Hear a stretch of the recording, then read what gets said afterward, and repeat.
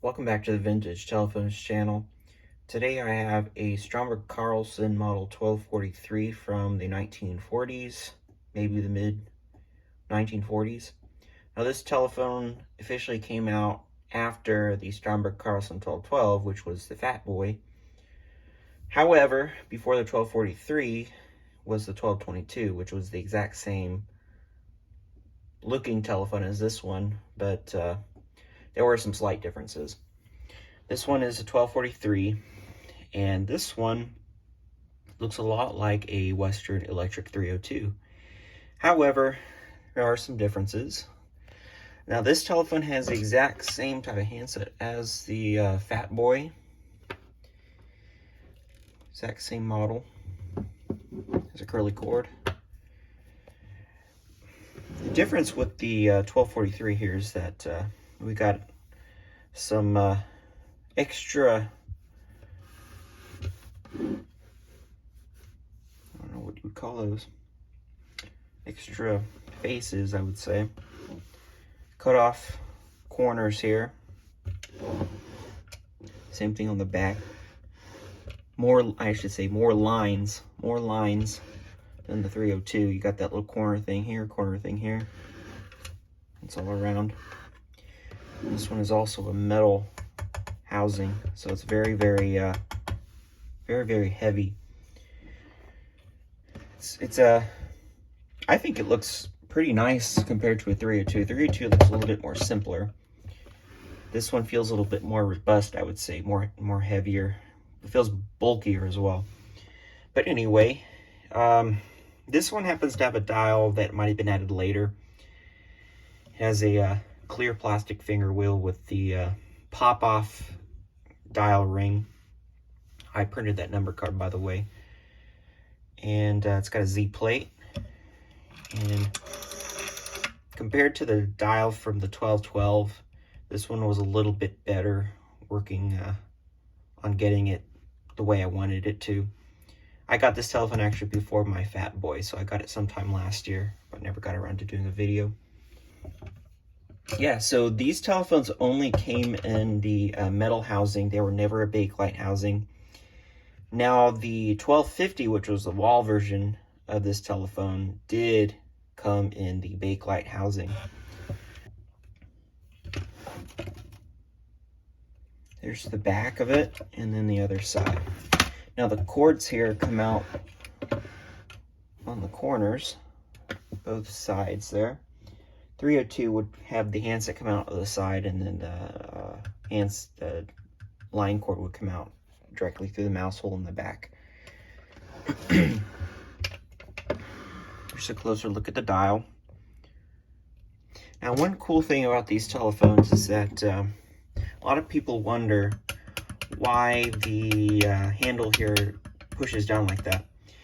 This one doesn't serve a function on this particular phone because it's supposed to be act like a switch on certain telephones, like a two-step switch, like you would find on telephones that were hooked up on a party line. So that would have acted as a switch. There's nothing connected to this because it's I'm assuming it was used on a regular line and not a party line. And also, I could tell that it was not a party line because this telephone has a straight line ringer, so I didn't need to replace it or anything. You can tell these caps here tend to get kind of rough over the years, and it's all because of the deterioration caused by our ear oils, the natural oils on the skin of our ears. Now, this handset was painted probably from a refurbishing shop or somebody else, but I can't stand that they painted it because it chips off. I don't know why they do that. You can tell the housing was as well because it's a little bit shinier on some spots, but then you get around here to the dial where it's chipped off. So it looks like they painted it and it just wore off faster than the original paint. Now these telephones tend to get a little bit rough. It's hard to find one. Like I was lucky enough to find this one in the shape that it is, because most of these are either the paint's chipping off really badly, or the metal has gotten so pitted. But had it been Bakelite, you wouldn't have to worry about that. But obviously, they never had Bakelite housings for these. So this one happens to be good shape. Now you can see some of the paint is worn off here, probably from like carrying the telephone, you know. And of course, around the cradle here, that's expected to happen. It's an antique. We can't expect it to be perfect. So this is a 1243W. And interestingly, they have these little windows here. It's actually a plastic cover here. Sometimes they're solid, but this, I think, will help you tell what model ringer it is without having to pop the cover and take the ring out in case I need to, I don't know, inspect it or something. But one thing about the 1222, which was basically this type of telephone here, was that it's the bottom cover was a little different, and they actually had, the feet weren't round, they were actually I think triangular shaped, so that the edge would match the little corner there, just like the early 1543s were, which resembled the 500. So that's the look. Obviously we'll have pictures at the end of the insides. So we got a vinyl coil cord for the handset, and we also have a black, let me get it real quick, a black cloth cord for the line. And when I demonstrate, which is coming next, I will put one of those little connector boxes. This one doesn't have anything. So yeah, this telephone being the direct competitor of the Western Electric 302, it's just as stylish and Art Deco. So what we'll do next is we'll do the demonstration of the dial and the ringer.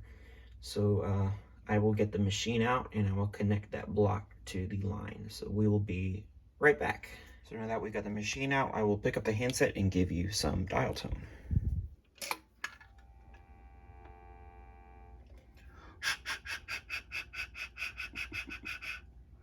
It's working. Let me give it a couple pulses here on the, I got 2, and I will dial a few numbers.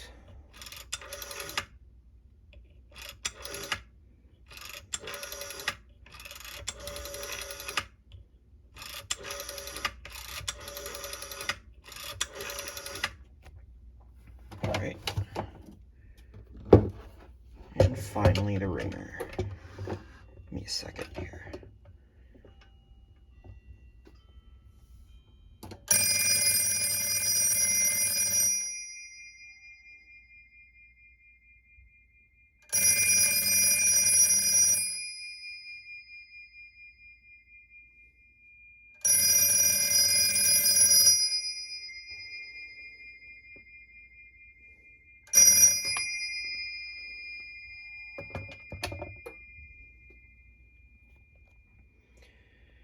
And I hope you enjoyed seeing this video, and I will have pictures of the inside coming next. Thank you very much for watching.